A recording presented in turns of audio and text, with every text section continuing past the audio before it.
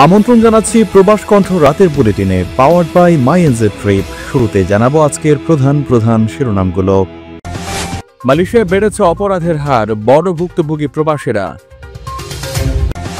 Malaysia জুড়ে নিরাপত্তায় ৩,০০০-এরও বেশি ইমিগ্রেশন কর্মকর্তা নিয়োগ। দেখছিলেন শিরোনাম, এবার বিস্তারিত। এখন থেকে প্রতি শনি ও রবিবার আমাদের এনজে ট্রিপ অফিসে আমরা আয়োজন করছি এনজে ট্রিপ কফির আড্ডা। এটা শুধুমাত্র আড্ডা নয়, এটা আমাদের এজেন্ট এবং কাস্টমার মিট আপ ডে। যারা আমাদের B2B এজেন্ট কিংবা নতুন এজেন্ট হতে চান, অথবা যারা air ticket, visa, tour package সম্পর্কে আরো বিস্তারিত জানতে চান, তারা কিন্তু সরাসরি আমাদের সঙ্গে এসে কথা বলতে পারেন একদম কফির টেবিলে বসে। এজেন্ট এবং কাস্টমারদের জন্য আমাদের এক্সপার্ট টিম থাকবে, যেন আপনাদের অভিযোগ এবং সাজেশন দুটো নিয়ে আলোচনা করা যায়। তাই প্রতি সপ্তাহের এই কফির আড্ডায় অংশ নিয়ে আমাদের সঙ্গে আপনার সম্পর্ক গড়ে তুলুন আরো বেশি বন্ধুত্বপূর্ণ।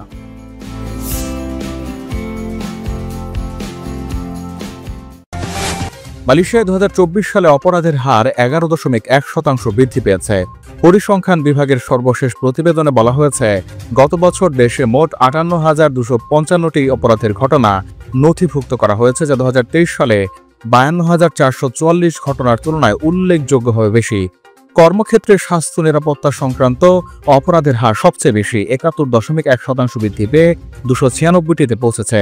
এসব ঘটনার মধ্যে উৎপাদন খাতের অংশ ৫৭.৪%, নির্মাণ খাতে ২৭.৪% এবং ব্যবসা সেবা খাতের ৮.১%। অর্থাৎ এক্ষেত্রে বড় ভুক্তভোগী হয়েছেন প্রবাসীরা। অপরাধ বৃদ্ধির পেছনের মূল কারণ হিসেবে সম্পত্তি সংক্রান্ত অপরাধকে দায়ী করা হয়েছে, যা ১২.৪% থেকে বেড়ে দাঁড়িয়েছে ৪৭,১৮৮তে। অন্যদিকে আঘাতজনিত বা হামলার অপরাধ বেড়েছে ৫.৯%। তবে হত্যার ঘটনায় ইতিবাচক পরিবর্তন লক্ষ্য করা গেছে। ২০২৪ সালে ইচ্ছাকৃত হত্যার সংখ্যা ৯.৫% কমে ২৩৭টিতে দাঁড়িয়েছে, আর অনিচ্ছাকৃত হত্যার সংখ্যা অপরিবর্তিত থেকে ২টিতেই রয়ে গেছে। মালয়েশিয়ার জোহর ও মালাক্কা রাজ্যে জনবল নিয়োগ দিচ্ছে প্রাণ মালয়েশিয়া। আগ্রহী প্রার্থীকে অবশ্যই HSC বা সমমান পাস হতে হবে। মোটরসাইকেল চালনায় পারদর্শী বৈধ ভিসাধারী প্রবাসীরা আজই হোয়াটসঅ্যাপ করুন এই নম্বরে। অপহরণের ঘটনাও সামান্য কমেছে। মোট ১৭টি অপহরণ রেকর্ড করা হয়েছে, যার মধ্যে ১১টি শিশু অপহরণের ঘটনা ছিল। ঘুষ সংক্রান্ত অপরাধে উদ্বেগজনক বৃদ্ধি দেখা গেছে। ২৪.৬% থেকে বেড়ে ৭৬৪টি গ্রেপ্তারের ঘটনা ঘটেছে। ঘুষ দেওয়ার ঘটনা বেড়েছে ৫১.২% এবং ঘুষ গ্রহণের ঘটনা বেড়েছে ২০.৩%। অর্থনৈতিক অপরাধও ১৯.১% বৃদ্ধি পেয়ে ২,২৪৩টি মামলায় দাঁড়িয়েছে। প্রতিবেদন অনুযায়ী দণ্ডপ্রাপ্ত বন্দীর সংখ্যা ২৮.৪% বৃদ্ধি পেয়ে মোট ১,২৮,৯১৬ জনে পৌঁছেছে, যার মধ্যে পুরুষ বন্দীর হার ৯০.৯%।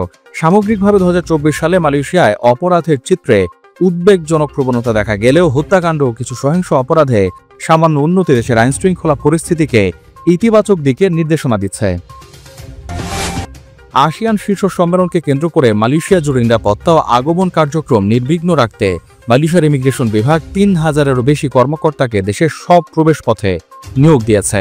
আগামী ২৬ থেকে ২৮ অক্টোবর পর্যন্ত অনুষ্ঠিতব্য ৪৭তম আসিয়ান শীর্ষ সম্মেলনে অংশগ্রহণকারী আন্তর্জাতিক প্রতিনিধিদের আগমন ও প্রস্থানের সুবিধার্থে এই বিশেষ ব্যবস্থা গ্রহণ করা হয়েছে। ইমিগ্রেশন জানিয়েছে, প্রতিনিধি দলগুলোর স্বাগত ব্যবস্থাপনা নিশ্চিত করতে কর্মকর্তাদের দক্ষতা বৃদ্ধির জন্য বিশেষ প্রশিক্ষণ ও প্রস্তুতি মহড়া পরিচালনা করা হয়েছে। ৩০টিরও বেশি দেশের প্রতিনিধিরা এই সম্মেলনে অংশ নেবেন। আন্তর্জাতিক মান বজায় রেখে অভিবাসন কার্যক্রম ও নিরাপত্তা নিশ্চিতে আমরা সর্বোচ্চ প্রস্তুত রয়েছে, ফেসবুকের এক বিবৃতিতে জানিয়েছে ইমিগ্রেশন বিভাগ।